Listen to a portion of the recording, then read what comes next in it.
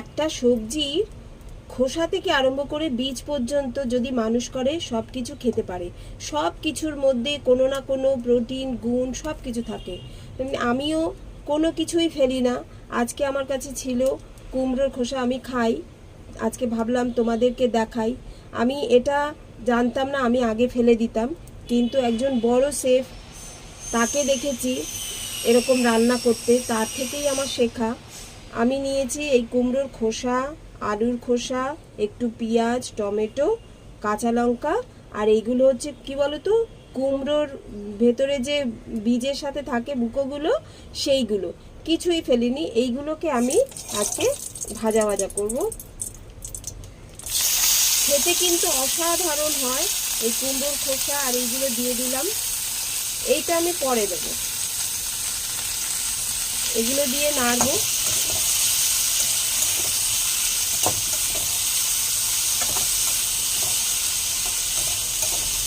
কুমড়োর খোসা, আলুর খোসা, এতে কিন্তু অনেক প্রোটিন থাকে।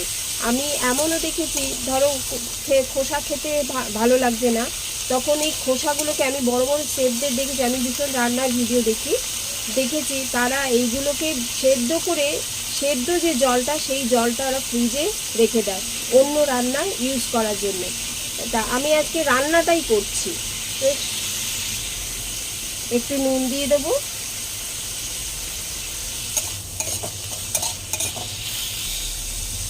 এই পেঁয়াজগুলোকে দিয়ে দিচ্ছি।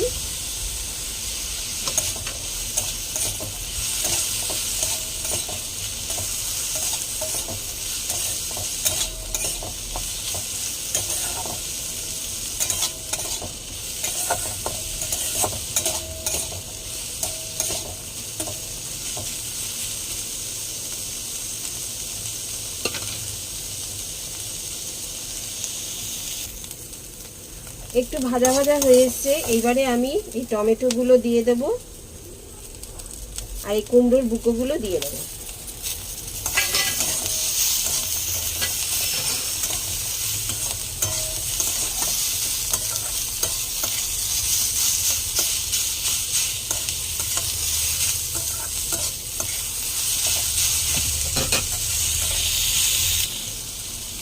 তো আমার এটা ভাজা ভাজা হয়ে গেছে, দেখো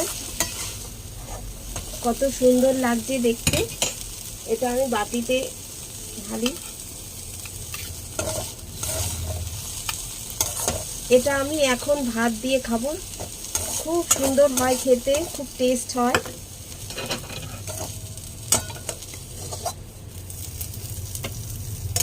তো বন্ধুরা, এরকম সাধারণ সাধারণ জিনিস দিয়ে তোমরাও করে খেও, দেখো খেতে কিন্তু খুব ভালো লাগে। আহামরি যে মানে খুব খরচা তা তো না। তোমার প্রত্যেক দিনের সবজির মধ্যেই এই জিনিসটা পড়ে। কুমড়ো আমরা সাধারণত প্রত্যেক দিনই ঘরে থাকে আমাদের।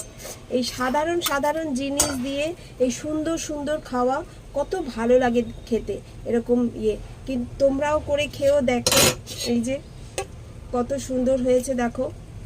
ঠিক আছে বন্ধুরা, টাটা। একটা লাইক করো প্লিজ।